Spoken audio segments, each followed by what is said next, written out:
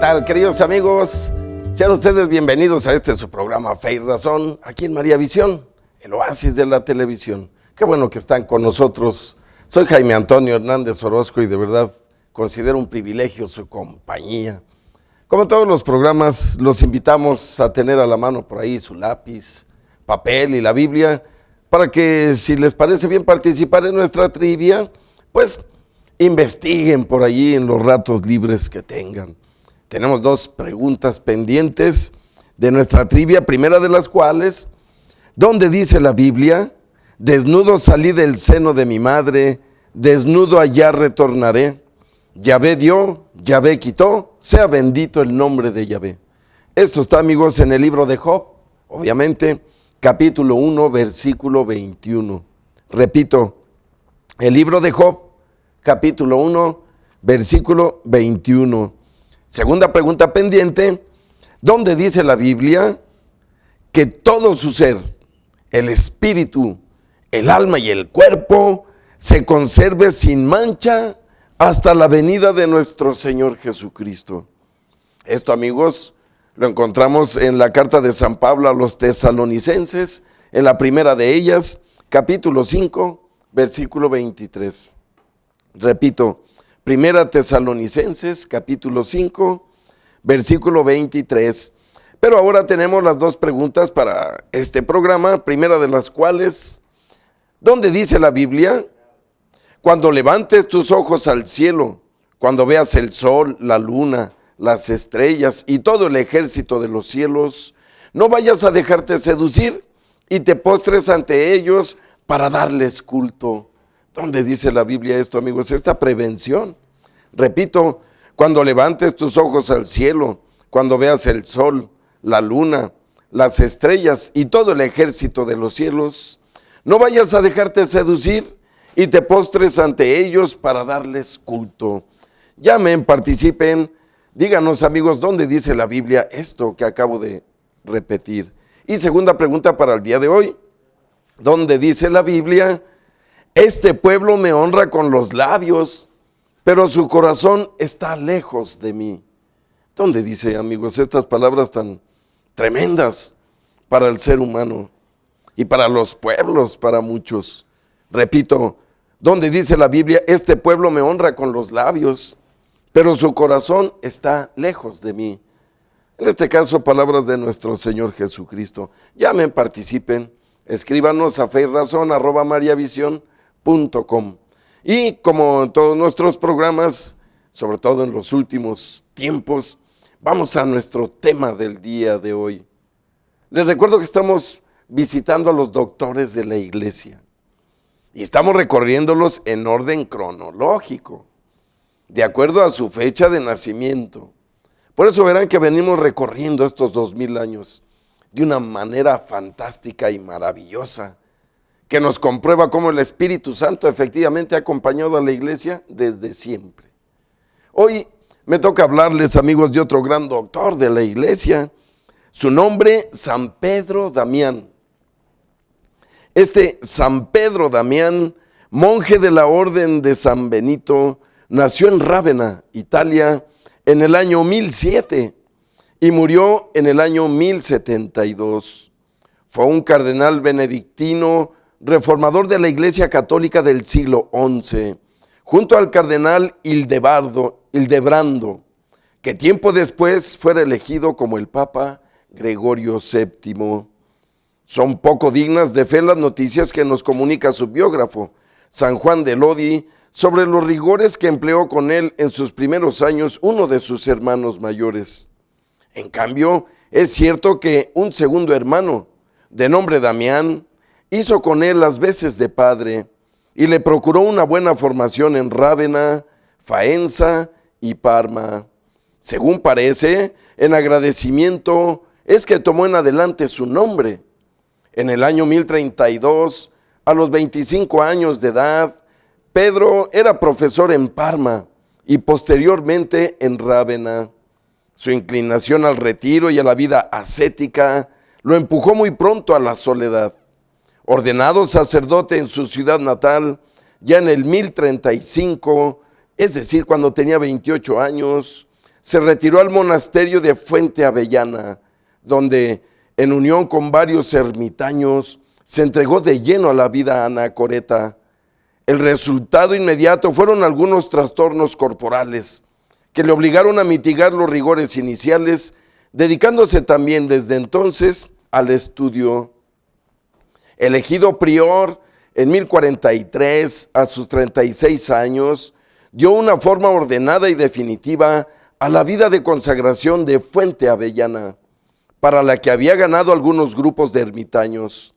Era en realidad un sistema de vida monástica, mezcla de vida contemplativa con marcado rigor de soledad y penitencia corporales, y de vida cenobítica, que unía diversos grupos bajo una misma dirección. La palabra cenobítico, amigos, quiere decir todo lo relacionado a los monjes, a su vida y a su relación entre hermanos. Dice que unía diversos grupos bajo una misma dirección. Era algo muy semejante a lo que poco antes habían iniciado San Romualdo en el 1027 con sus monjes camaldulenses y San Juan Gualberto en el 1073 con los benedictinos de Valleimbrosa. Este tipo de vida, fruto inmediato de la reforma promovida por los cluniacenses, contribuyó eficazmente a preparar la gran obra de la reforma gregoriana. De hecho, la obra de Pedro Damián como organizador de un nuevo tipo de vida monástica llegó a alcanzar importantes resultados y tuvo varios discípulos, como su futuro biógrafo San Juan de Lodi y también Domingo Loricato. Durante algunos años mantuvo contacto con diversos monasterios o grupos de otras órdenes monásticas y aún con elementos seculares, a quienes infundió sus ansias de perfección y de reforma. Con diversas cartas y otros escritos pertenecientes a esta primera etapa de su actividad, se manifestó ya como gran reformador. Tal vez por eso, desde 1045 a sus 37 años, se encontró en contacto con la curia romana, llegando a colaborar directa y eficazmente en la gran obra de reforma de toda la Iglesia. Grande es la significación de la segunda etapa de la vida de Pedro Damián, en la que con el cardenal Hildebrando se convierte en el alma de la reforma eclesiástica. Aunque apartado del mundo en su retiro de Fuente Avellana, conocía perfectamente la caótica situación de la Iglesia durante los pontificados anteriores y particularmente el de Benedicto IX, que gobernó la Iglesia del 1032 al 1044. Ya durante el corto periodo de Gregorio VI, que gobernó la Iglesia de 1045 a 1046, estuvo en contacto con la curia romana. El emperador Enrique III, que fue emperador del 1039 al 1056, y también benemérito para la causa de la reforma, trató eficazmente de atraerlo al lado del Papa Clemente II en el año 1048. Pero quien le unió definitivamente a la causa de los papas y de la reforma, sacándolo de su retiro, fue el Papa León IX, que gobernó la Iglesia del 1048 al 1054. Precisamente en este tiempo compuso sus dos obras principales como reformador. Uno, el libro Gratísimo, y el otro, el libro Gomorriano, donde flagela duramente los dos principales vicios nefastos que existían en el clero de aquella época. Por un lado, la simonía, que proviene de aquella petición de Simón el Mago, que quiso comprar de los apóstoles estos dones divinos. Es decir, la simonía es la compra o venta deliberada de cosas espirituales, como los sacramentos y sacramentales, o cosas temporales inseparablemente anexas a las espirituales, como las prebendas y beneficios eclesiásticos. Y por el otro lado, también el pecado y vicio del nicolaísmo, es decir, la violación del voto del celibato. Elevado poco tiempo después y contra su voluntad al cardenalato, San Pedro Damián entró de lleno en la vida diplomática y sirvió desde entonces con admirable eficacia a la Reforma con importantes legaciones y otros trabajos, y con sus escritos. Así, en 1059 y 60, cuando contaba con 53 años, hizo de mediador entre el arzobispo de Milán y la Pataria, al mismo tiempo que aseguraba el prestigio del Papa en Milán. En 1061 hasta el 1064 luchó contra el antipapa Honorio II, de nombre Cadalus, que hizo este cisma en 1069, y fue a Maguncia para disuadir al emperador germánico Enrique IV de su divorcio. Finalmente, en el año 1072, cuando contaba con 65 años, Pedro Damián fue a Rávena para procurar la reconciliación de la ciudad con el Papa, y allí murió en la noche del 22 al 23 de febrero de aquel año. Pedro Damián fue uno de los hombres más ilustres de la reforma eclesiástica del siglo XI, cuyas bases asentó, facilitando con ello la gran empresa reformadora de Gregorio VII, que como cardenal Hildebrando había trabajado en continuo contacto con Pedro Damián. Por las obras citadas y otras que compuso, mereció de León XII el 27 de septiembre de 1828 el título de doctor de la Iglesia. Su fiesta se celebra el 21 de febrero y hasta 1969 se celebraba el 23 de febrero. Y ahora, amigos, como en otros programas, doy paso a nuestro amado Benedicto XVI para que nos presente a este Pedro Damián, que estarán de acuerdo conmigo que nuestro querido Papa es un biógrafo de verdad incomparable. Y nos habla y nos dice: el monje reformador del siglo XI, queridos hermanos y hermanas, durante las catequesis de estos miércoles estoy tratando sobre algunas grandes figuras de la vida de la Iglesia desde sus orígenes. Hoy quisiera detenerme en una de las personalidades más significativas del siglo XI, San Pedro Damián, monje amante de la soledad y al mismo tiempo intrépido hombre de iglesia, comprometido en primera persona con la obra de reforma puesta en marcha por los papas de aquel tiempo. Nació en Rávena en el año 1007, de familia noble, pero caída en desgracia. Al quedarse huérfano de ambos padres, vivió una infancia de dificultades y sufrimientos. Y a pesar de que la hermana Rosalinda se empeñó en hacerle de madre, y el hermano mayor Damián lo adoptó como hijo, precisamente por esto se llamará después Pedro Damián. La formación se le impartió primero en Faenza y después en Parma, donde ya a la edad de 25 años lo encontramos trabajando en la enseñanza. Junto a una buena competencia en el campo del derecho, adquirió una pericia refinada en el arte de la redacción y, gracias a su conocimiento de los grandes clásicos latinos, se convirtió en uno de los mejores latinistas de su tiempo, uno de los más grandes escritores del medioevo latino. Se distinguió en los géneros literarios más diversos, de las cartas a los sermones, de las hagiografías a las oraciones. Las hagiografías, amigos, son las historias de los santos. De los poemas a los epigramas. Epigramas son, amigos, los dichos populares, las grandes frases célebres. Su sensibilidad por la belleza le llevaba a la contemplación poética del mundo. Pedro Damián concebía el universo como una inagotable parábola y una extensión de símbolos a partir de los cuales es posible interpretar la vida interior y la realidad divina y sobrenatural. Desde esta perspectiva, en torno al año 1034, cuando tenía 27 años, la contemplación de lo absoluto de Dios le empujó a alejarse progresivamente del mundo y de sus realidades efímeras, para retirarse al monasterio de Fuente Avellana, fundada solo algunas décadas antes, pero ya famoso por su austeridad.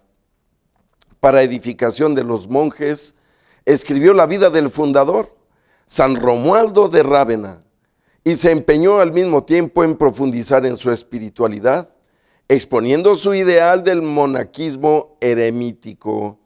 Debe subrayarse, dice Benedicto XVI sobre Pedro Damián, ya una particularidad.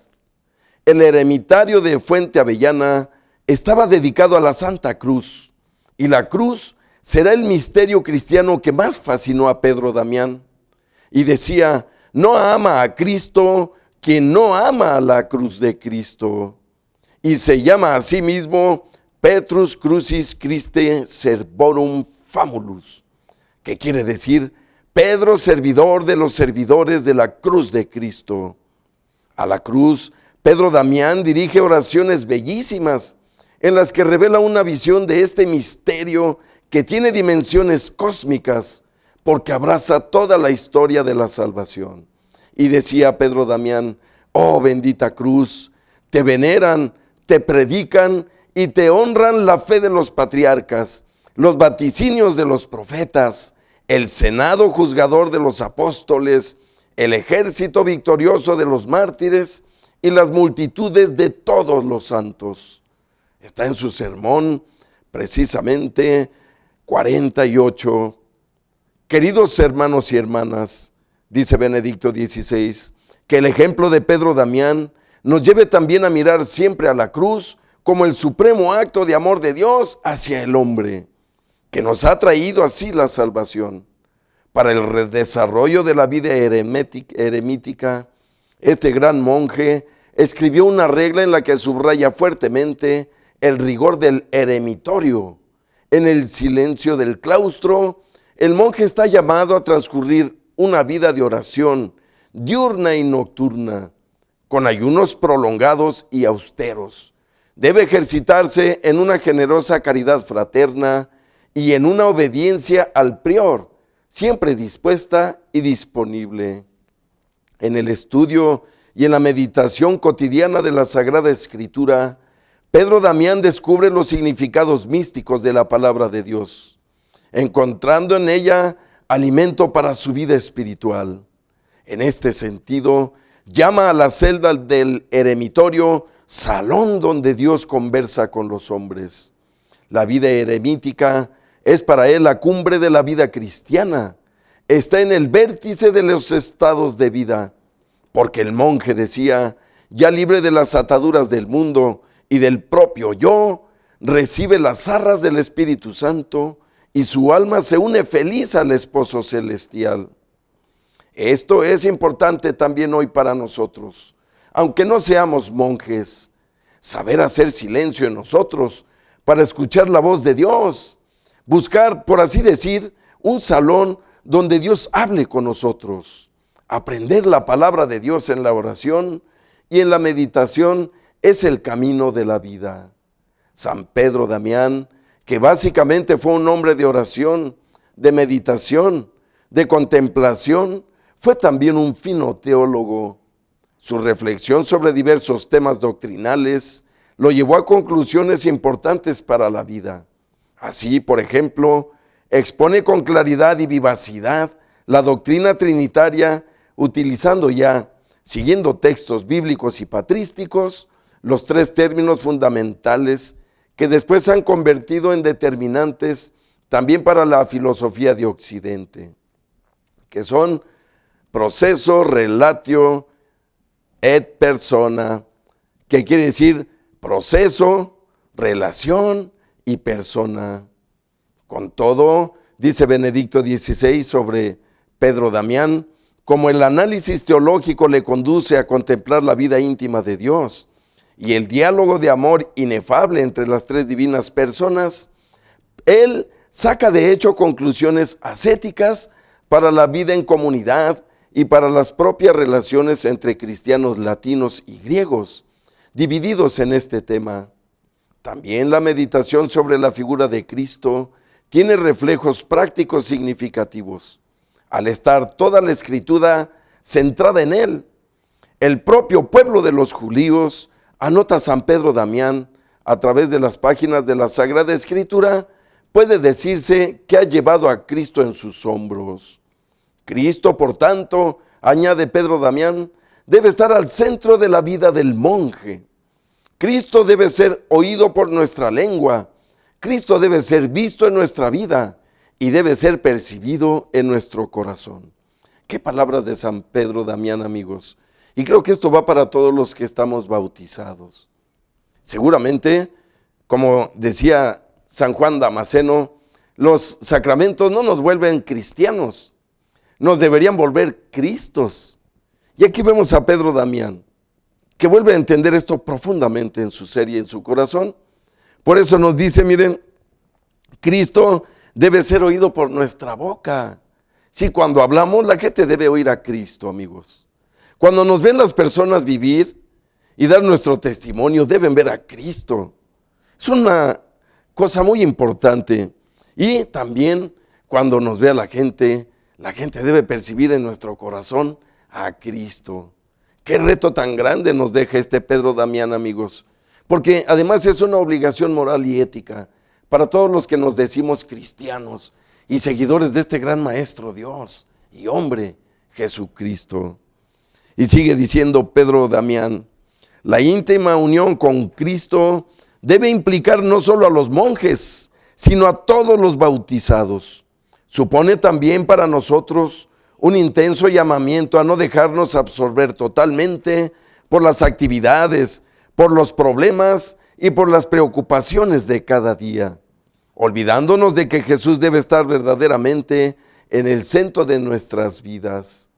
La comunión con Cristo crea unidad de amor entre los cristianos.